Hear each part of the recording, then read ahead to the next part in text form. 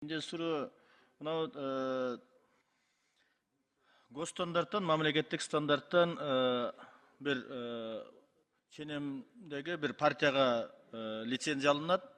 Ошол лицензия жөнөтүлгөндөн кийин ошол партияда жанагы техникалык жөнгө салуу деп туруп, экинчиден дагы жанагы аккредитацияны өткөргөн сиздердин ишканалар кайрадан дагы ошол анализ алып, же болбосо башка bir лицензия беребиз деп жүрүшпөйбү? Бул жанагы ишкерлерге толуктоо иретинде аныгыраак болсун деп, ишкерлерге толугураак жооп берип койсоңуз.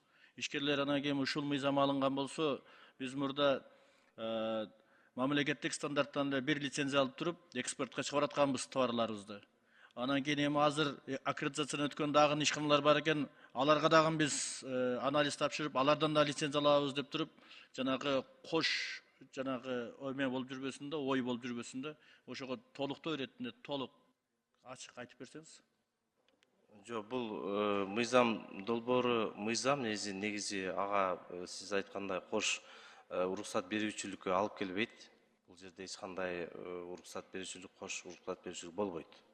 Бул жерде стандартташтыруунун жол жоболору такталат, аныкталат.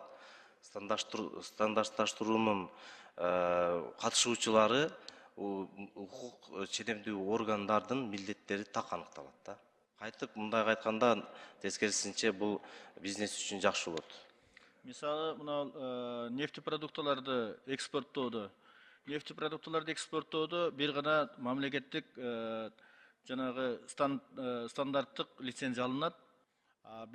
Кайрадан берки жанагы аккредитацияны өткөн ишканалардан алар өтүштүн негизи жок аларга.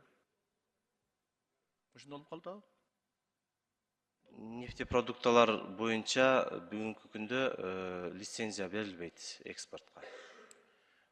Продукциянын качествосуна сөзсүз берилет. Сапатын аныктоо боюнча тийиштүү сертификаттар берилиши мүмкүн. Анан кийин мына жогоруда менин коллегаларым да айтып кетти.